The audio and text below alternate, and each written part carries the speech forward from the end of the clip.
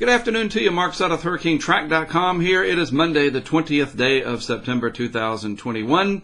Hope your week is starting off well, good, nice, pleasant, whatever.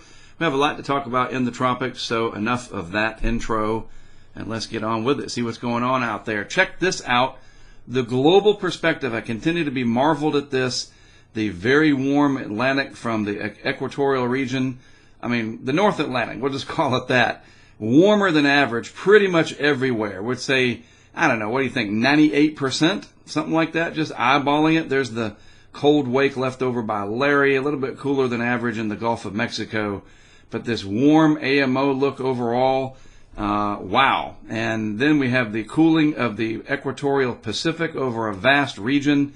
And then even up here in the northeastern Pacific, is cooler, owing to that colder PDO look, the Pacific Decadal Oscillation.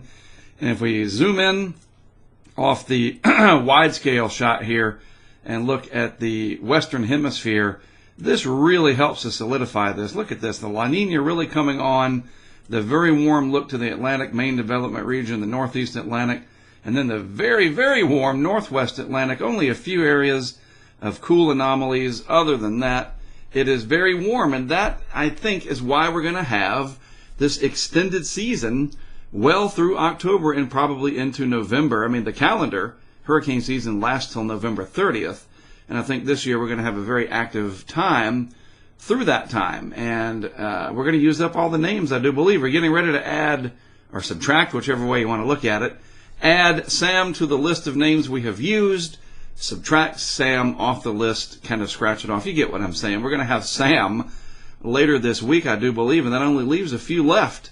And then we're going to run out. And what happens after that? Well, I'll show you. We'll get to that in just a moment here. First, in the National Hurricane Center homepage realm, we got Peter. There's Rose. This is going to be Sam eventually. This is the remnants of Odette. So it's really busy out there. Nothing really strong right now. The Atlantic, all of this area is kind of in a funk, with sinking air and this tropical upper tropospheric trough sitting over here shearing Peter. And yet we're getting all of this development, very low A scoring, weak systems. I get that. But these are tropical storms nevertheless, out over the open water. So that's a good thing. They're not really bothering anybody except shipping interests. But I think that's going to change with this right here. We're going to have to watch this one very closely. That is already a big clue right there, how far south in latitude it is. There's the 10-degree north latitude line right there. And that's a pretty darn good straight line, if I may say so myself. It's like being back in kindergarten, drawing within the lines, etc., straight lines. We got to watch this, because it's going to move off to the west and eventually start to gain some latitude.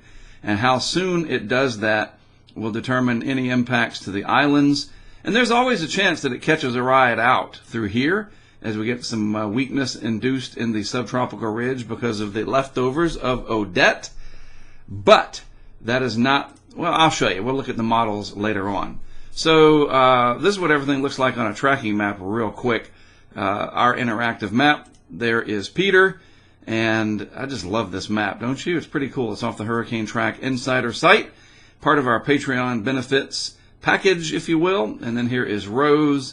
And sooner or later, we're going to add Sam out here. And I want to show you one more thing real quick that was just added to this interactive map. We've got these permanent cameras. I got to take these down. These are left over from when we were down there for Nicholas. But the rest of these are permanent, like up here in Port Orchard in Washington. Sitting down by the creek. Sun is out now, but it was kind of rainy and stormy the last few days. And then this one over here in Pahrump, Nevada. It's got one of our connected kestrels with it, and it reports in with the temperature and the pressure. That is station pressure. In other words, that's the air pressure outside. It's not adjusted to sea level. So, it's a couple thousand feet up, so it's 925 millibars. The high desert, 14% humidity. And, that's all cool, the way this is spelled out for you. But recently, we have added, thanks to Will Woodgate, our guru who put all this together for us, charting, where you can look at everything on this graphical interface. Really, really cool to see. Just amazing. You can look at the pressure chart. This is going to be fantastic when we do this for hurricanes in the future.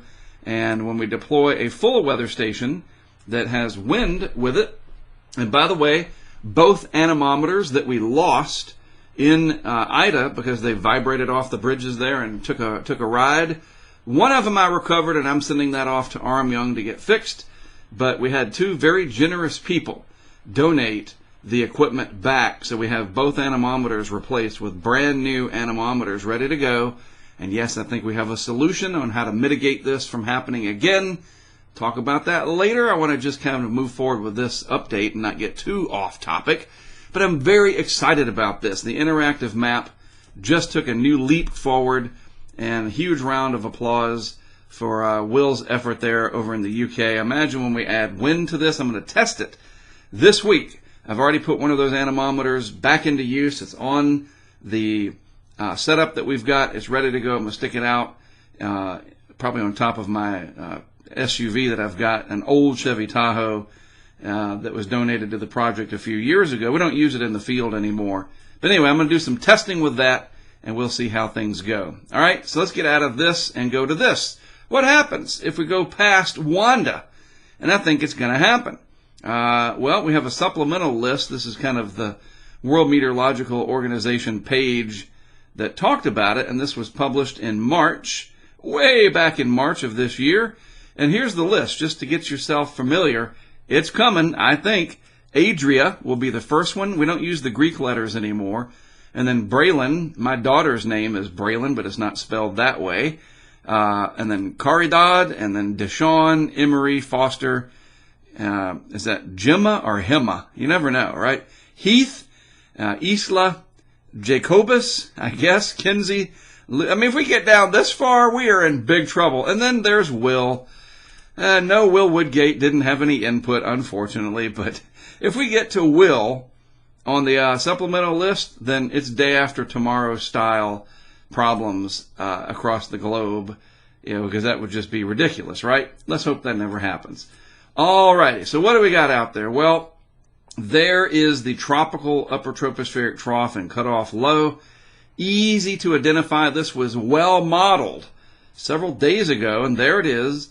And here is Peter in here really trying to make a name for itself. Burst of convection, up and down as the shear knocks those thunderstorms off. Very typical of a sheared pattern overall. Here is Rose, and that's also being sheared. You can clearly see that. But this one, 98L, is waiting down here, just kind of quietly moving along. It's going to sneak through and probably become a powerful hurricane at some point. I say probably because we've been kind of burned, if you will, by the guidance that something's going to just barrel out of Africa and develop into a huge hurricane over the MDR, and it didn't. That there's not a lot of observations out there to know, oh, well, it's not as favorable as we thought. So we're just going to wait and see. But again, the indications are there that this system at that lower latitude has a better chance becoming Sam, first of all, and becoming a pretty high ACE-producing hurricane that might, when all is said and done, put us over the 100 mark, which is a roughly average of where we should be for the year. It's around 100. It depends on what time scale you look at, but I think that's going to do it. Elsewhere, though, the tropics are non-impactful, I guess is the best way to put it. The Gulf of Mexico, nice and clear. Caribbean as a whole, nice and clear. Nothing going on to worry about in those areas. So let's look at actual sea surface temperatures real quick. Still warm enough along the mid-Atlantic states, 26 Celsius all through here. And that's the north wall of that line, the isotherm that I'm drawing in there. 80 degrees Fahrenheit everywhere south of this area that I'm kind of drawing in for you. All of this still plenty warm for hurricane activity. You never know. I mean, season's not over yet. Just kind of pointing it out. In the Gulf of Mexico, some interesting things have been happening in the wake of Ida and then Nicholas. Really up here near the hardest hit areas from last year and then again this year, water temperatures have cooled down a lot. We're talking about 26 Celsius, maybe 26 and a half, so just barely 80 degrees Fahrenheit, right up against the coast there of near the Mississippi Sound and southeast Louisiana. A lot of rainfall, a lot of runoff down there, the water getting mixed up pretty well. But elsewhere, the Gulf is plenty warm. There's 29 Celsius all through here. That is warm enough everywhere else. And I mean, this is too, 28. It's just this one pocket at the north central Gulf Coast has cooled off pretty dramatically here. And it is running just a little bit below the long-term average. We can zoom in here and show you. There you go. There's that cold anomaly right there in the northern Gulf showing up nicely, a little bit below the long-term average. So, if something were to come along into the Gulf and take a track right up into there, it would run out of high ocean heat content in the last few hours, I guess, depending on how fast it's moving. You never want to say, oh, hey, it's all good. The water temperatures have cooled down. I thought we learned that last year with Delta. Because it doesn't take a Category 4 hurricane to give you Category 4 problems, if you know what I mean. You can have a heavy rain event. You could have a 100-mile-per-hour hurricane that's really impactful. Every one of these is different. We got to get away from this mindset that unless it's a hurricane and unless it's a major hurricane, I'm not going to worry about it. These water temperatures suggest that it might be a little bit better overall, but it's by no means a free pass that the rest of the season will be impact-free for our good friends here along the north central Gulf Coast, parts of the Florida Panhandle included in that.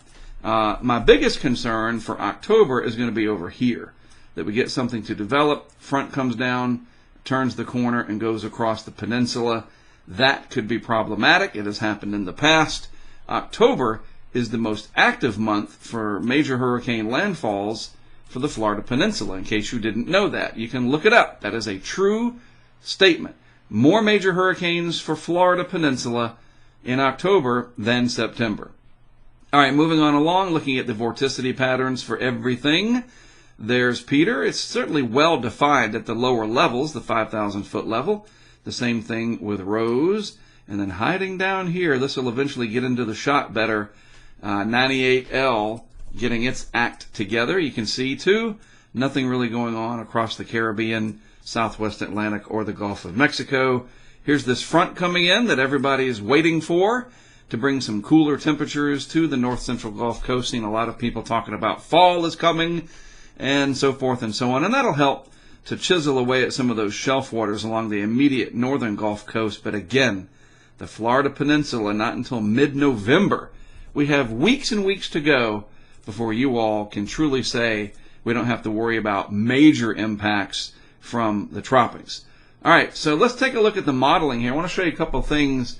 This is at the 5,000-foot level, GFS 850 millibars from 12Z today. Here is Peter, reflected pretty nicely at the lower levels. Not much reflection with it higher than that, because it's weak, it's being sheared. And again, this is the low levels of the atmosphere, about 5,000 feet up. And you look at this and you go, all right, well, that's a pretty good system there. It looks like it could cruise on and maybe be a problem for Florida or the Carolinas or whatever. And the answer is no. No, it won't be. Why? Well, let's go up to about 40,000 feet. And if you look at that same area, this is where Peter is located. There's, again, your clues. It's on the west side of this anticyclone sitting right there. That's favorable. And it's sandwiched kind of in between this big upper level low right here, part of this TUT feature, this tropical upper tropospheric trough.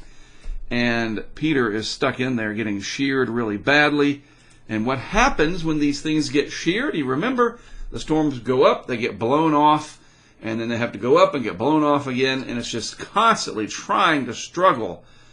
Whatever, you get what I'm saying. It's constantly struggling, trying to produce convection, because convection is what lowers the air pressure and keeps this thing going as an engine hour after hour. And when it's trying to pulse and keep up with that, it can't do it. It's almost like a living thing struggling to breathe, is a good way to put it. So nice little analysis there comparing the two layers, about 35,000 feet or so apart. Now let's broaden things out. This is the GFS, and the next one is the Euro, both from 12Z today. Let's look at the GFS first of all right? And we're going to do something a little bit different. I'm going to break a rule, and we're going to look out to 10 days. because we got some big features out there and a tropical cyclone that's going to develop, I do believe, that we can keep track of. So it's not way out that it hasn't even developed yet. The player is on the field, so to speak, and these are some pieces that we can keep up with, because I think there's some important clues as to what might happen with Sam to be down the road. All right, so we're going to go beyond 5 days with that context. I have a reason. First of all, what do we got? Well, here's the remnants again of Odette. Didn't even mention that, but there they are, caught on this trough up here with a nice gale force storm center in here, kind of drifting off to the south. You'll see it as I put this into motion, and it might get over a little bit warmer water. The wall of the Gulf Stream cuts through here, and it could get some more thunderstorm activity and maybe kind of resemble a more subtropical system with more convective activity or bands of thunderstorms, strengthening it some. Here is Peter, so we'll put a P here for Peter, and here is an R for Rose down here, and this is 98L right there. All right, so these are the chess pieces, so to speak. Let's put this into motion, go out 24 to 48 hours. You see what happens. Look, there's Odette kind of getting itself together again.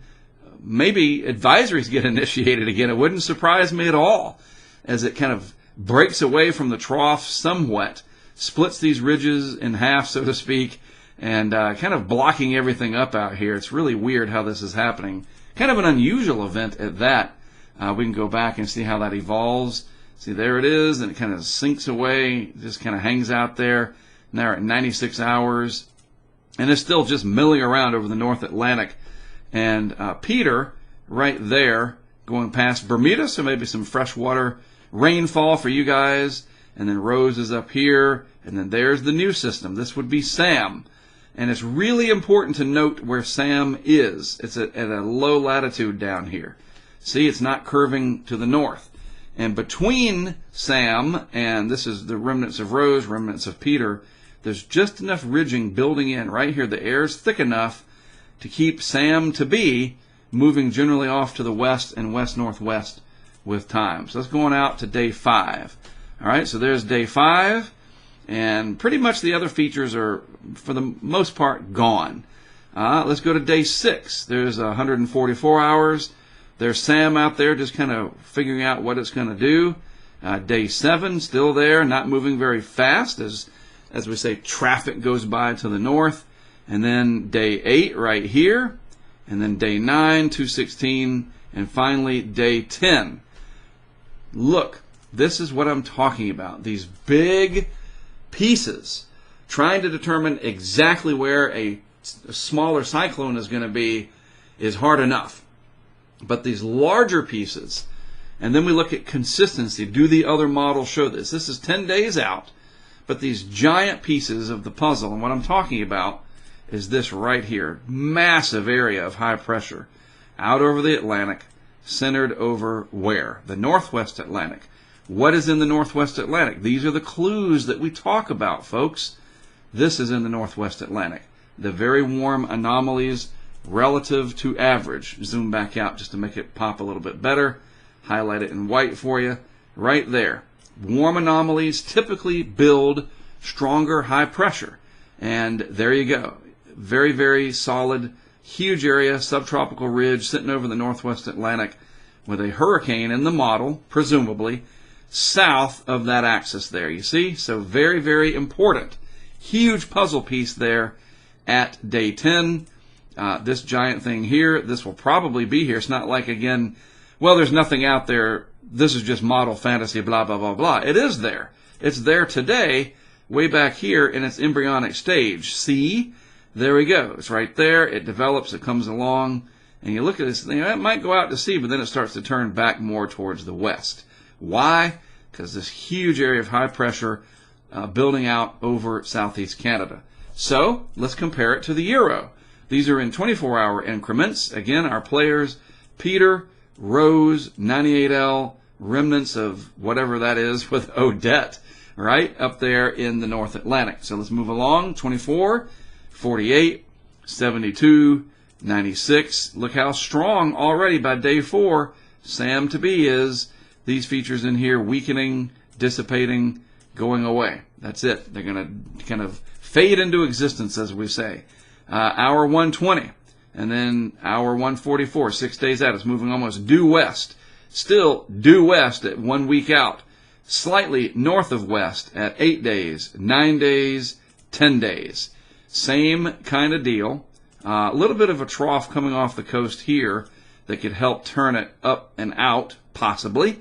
So these are the players. You see what I mean? We know with a pretty high degree of certainty that we're going to have Sam out there. 98L should develop and become a fairly potent hurricane. Both of the more superior operational models, the GFS and the Eero, show this, and then both of them have a steering pattern that puts Sam to be in the southwest Atlantic by about day 10.